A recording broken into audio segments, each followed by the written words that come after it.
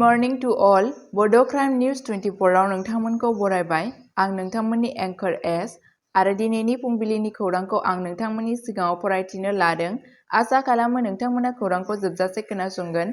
गिबि खौराङावनो दङ एसएसएलसी आरो एचएस 2025 आनजादनि फारिलाइखौ फोसावबाय।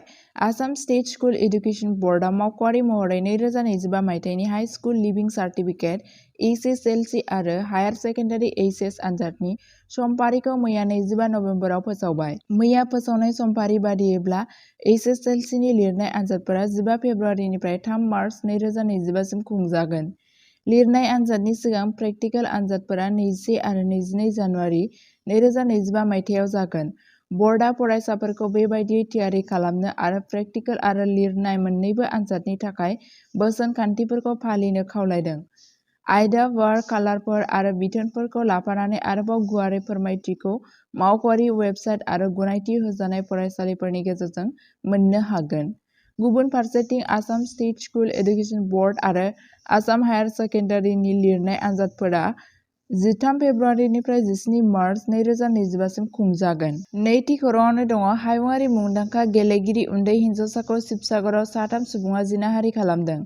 मोनसे सोमोनांथाव जाथायाव आसामनि शिबसागर जिल्लायाव 3 सुबुङा सासे हायुङारि मुंदांखा गेलेगिरि सासे उन्दै हिन्जावसाखौ खावना लांदों आरो जिनाहारि खालामदों होनना सुलुंनिफ्राय मिथिनो मोननाय जादों। रिपर्टनि बादियैब्ला बे जाथाया सुक्रुबारनि सानजौफुआव 22 नबेम्बराव जादोंमोन, जेब्ला दायनिगिरिया गंसे कारजों सिखारि पेटी ओनसोलनिफ्राय उन्दै गथ'साखौ खावदोंमोन। जाथायनि उनाव डिमौ पुलिस थानायाव मोनसे गसर थिसननाय जादों। अजदनि सायाव बिथा खालामनानै शिबसागर पुलिसआ सुनिल आरो पेटी मुंनि सानै सुबुंखौ खादों। बे समावनो थामथि दायनिगिरिया खारखोमानानै दं। आथिखालाव गाग्लोबजाग्रा हिन्जावसाया शिबसागर सिभिल हस्पिटालाव फाहामथाय लागासिनो दं। बे जाथाया शिबसागराव गुवारै रागा जोंखांदों। रायजो-राजाफोरा बेजों लोब्बा थानाय सुबुंफोरखौ थाबैनो हमनो दाबि दैखांदों। थामथि खौराङावनो दङ मध्य प्रदेशनि रयसेन हाग्रायाव लोगोजों लोगोसे उन्दै हिन्जावसाखौ जिनाहारि खालामदों। मध्य प्रदेशनि रयसेन जिल्लायाव सासे 15 बोसोर बैसोनि हिन्जावसाखौ सासे ट्राक सालायगिरिया जिनाहारि खालामदोंमोन। फारसेथिं बिथांनि सानै लोगोफोरा सेंग्रानि हौवा लोगोखौ हमथादोंमोन। रिपर्टनि बादियैब्ला सनिबारनि मोनाबिलियाव जिल्ला गाहाय मावख'निफ्राय फ्राय 110 किल'मिटार गोजानाव सिलवानि सागर रडनि सिरमौ हाग्रायाव खालामनाय दायजों सोमोन्दो थानाय ट्राक सालायगिरिजों लोगोसे सानै सुबुंखौ पुलिसआ खादोंमोन। सिलवानि महकुमा पुलिस मावख'गिरि एस.डि.अ.पि. अनिल मौर्यआ बुंदोंमोन दि सेंग्रा आरो बिनि 21 बोसोर बैसोनि हौवा लोगोआ ओनसोलनि बन देबि थानसालियाव थांनानै फैफिनगासिनो दंमोन, जेब्ला बिसोरो गावनि साखा खबनै गारिखौ लाखिना जिरायथ'दोंमोन। बे समावनो गंसे ट्राकआ फैयो, जायनि उनाव बेनि सालायगिरि, जायखौ उनाव सन्जु आदिबासी होनना सिनायथि होनाय जादों, आरो बिथांनि सानै लोगोआबो हाग्रानि सिङाव थाङो, जेराव बिथांमोनहा हिन्जावसा आरो बिनि लोगोखौ नुदोंमोन। एफआइआरखौ मुंख'नानै बिथाङा बुंदोंमोन दि साथामबो सेंग्राखौ बुदोंमोन आरो बिथांनि मटर साइकेलनि साबिखौ सिख'ना लादोंमोन। मावख'गिरिया बुंदोंमोन दि सालायगिरिया हिन्जावसाखौ हाग्रानि गोथौ सिङाव लांदोंमोन आरो अजद होनाय बायदियै बिखौ जिनाहारि खालामदोंमोन। फारसेथिं बिथांनि लोगोफोरा बिनि लोगोखौ होबथादोंमोन। साथाम दायनिगिरिफोरा थांखांनायनि उनाव हिन्जावसा आरो सेंग्राया लामाथिं थाबायलांदोंमोन आरो खाथिजों थांनाय माखासे पुलिसफोरनो जाथायखौ फोरमायना होयो। पुलिसआ सन्जु आदिबासी आरो बिथांनि लोगो शिव नारायण आदिबासी आरो अश'क अहिरबारीनि बेरेखायै भारतीय न्याय संहिता धारा 64 जिनाहारि, 70 आरो 1 हानजा जिनाहारि आरो गथ'फोरखौ आथोनारि दायनि रैखाथि होनाय पक्स' आयेननि सिङाव केस रेजिस्टार खालामो। मावख'गिरिया बुंदोंमोन दि सन्जु आरो शिव नारायणखौ खानाय जादों, फारसेथिं अहिरबारआ खारखोमानानै दङ। ब्रैथि खौराङावनो दङ मणिपुराव मबाइल इन्टारनेट बन्द'खौ साननैनि थाखाय बारायबावबाय। नखर बिफानजों फोसावजानाय मोनसे बिथोननि बादिब्ला मणिपुर सोरखारा मोन 9 जिल्लायाव मबाइल इन्टारनेट सिबिथायखौ साननैनि थाखाय 27 नबेम्बरसिम फोलावबावदों। 16 नबेम्बराव सा-सानजा रायजोआव हिंसाया बांनायनि उनाव खुंथायआ समाज बेरेखा गुदिमुवाफोरखौ आयेन आरो आब्रुथिनि जेंना सोमजिहोनो हानाय आयदा गोसारहोनायनिफ्राय होबथानो थाखाय सिबिथायफोरखौ साननैनि थाखाय दोनथ'दोंमोन। बे समनिफ्रायनो बेखौ गोबां खेब बारायनायखौ जों समाज बिजोंनि गेजेरजों मिथिनो मोनबाय थानाय जादों।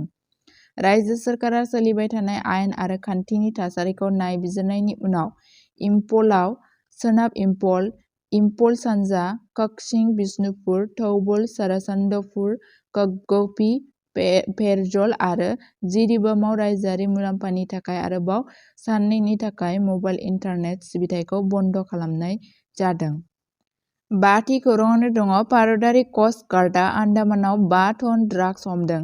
रैखाथि मावख'आरिफोरनि बादिब्ला आयेन बेरेखा फेग्रा मुवा फालांगिनि सायाव मोनसे गिदिर सिग्रोमनायाव भारतारि कस्ट गार्डआ आन्डामाननि दैयाव सोलिबाय थानाय गंसे ना हमग्रा नावनिफ्राय फ्राय 5 टन ड्राग्स जब्द खालामदों। बे अपारेसनखौ भारतारि कस्ट गार्डजों खालामजानाय बयनिख्रुइ देरसिन ड्राग्स जब्द खालामनायनि गेजेराव मोनसे होनना बाख्नायनाय जादों, जेराव गुदि खिथाखौ दासिमबो नेनाय जायाखै। रैखाथि मावख'गिरिफोरा लाबोनायनि बिबांखौ रोखा खालामो। बेखौ फेग्रा मुवा फालांगि हाबाफारिफोरखौ होबथानो थाखाय सोलिबाय थानाय नाजानायाव मोनसे गेदेर जाफुंसारनाय होनना बुंदों। बे होबथानाया ओनसोलाव फेग्रा मुवा फालांगिनि बेरेखायै दावहायाव मोनसे गोनांथार बुब्लि मानोना बिबानगिरिफोरा गोजौ लैथोआव बेबादि आयेन बेरेखा हाबाफारिफोरखौ नोजोर होबाय थायो आरो बेनि बेरेखायै खामानि मावबाय थायो होनना सुलुंनिफ्राय मिथिनो मोननाय जादों। 6थि खौराङावनो दङ आसाम पुलिसआ गलाघाट जिल्लायाव 9 लाख रांनि आयेन बेरेखा गुबुन हादोरारि जौ जब्द खालामदों। आसाम पुलिसआ सरासनस्रा गारि नायबिजिरनायनि समाव 9 लाख रांनि आयेन बेरेखा गुबुन हादोरारि जौनि मोनसे गिदिर खेब जब्द खालामदोंमोन। बे जाथाया गलाघाट जिल्लानि बरपात्र पुलिस थानानि सिङाव थानाय कक्राझार ओनसोलाव जादोंमोन। ट्राकआ जौखौ जाग्रा कार्टननि महराव लांगासिनो दंमोन आरो गुवाहाटीनि लखिमपुरनिफ्राय कहिमलसिम थांगासिनो दंमोन जेब्ला बेखौ होबथानाय जादोंमोन। गारिखौ नायगिदिंनायनि उनाव बिबानगिरिफोरा कार्टनि सिङाव थाखुमानाय फ्राय 300 कार्टन गुबुन हादोरारि जौ मोननो हायो। कार्गोजों दावबायग्रा 3 सुबुंफोरखौ हमनाय जादों आरो दायो सोंनाय फिननाय सोलिगासिनो दं मानोना नायबिजिरनाया सोलिगासिनो दं। पुलिस आरो आबगारि मावख'गिरिफोराबो आयेन बेरेखा कनसाइनमेन्टनि गुदि आरो थांखि मोनग्राफोरखौ थि खालामनो थाखाय खामानि मावगासिनो दं। 7थि खौराङावनो दङ सिएसबि बर्डआ बिटिसिनि फरेस्टार 1 आरो फरेस्ट गार्डनि आनजादखौ 8 दिसेम्बर आरो 15 दिसेम्बराव खुंगोन। गोजोनथाव खौरां, बिटिसिनि फरेस्टार 1 आरो फरेस्ट गार्डनि आनजादनि अक्ट'खौ सेन्ट्रेल सेलेक्सन बर्ड (सिएसबि) आ मैया 25 नबेम्बराव फोसावबाय। नटिफिकेशननि बादियैब्ला लिरथि आनजादआ फैगौ 8 दिसेम्बर आरो 15 दिसेम्बराव जागोन।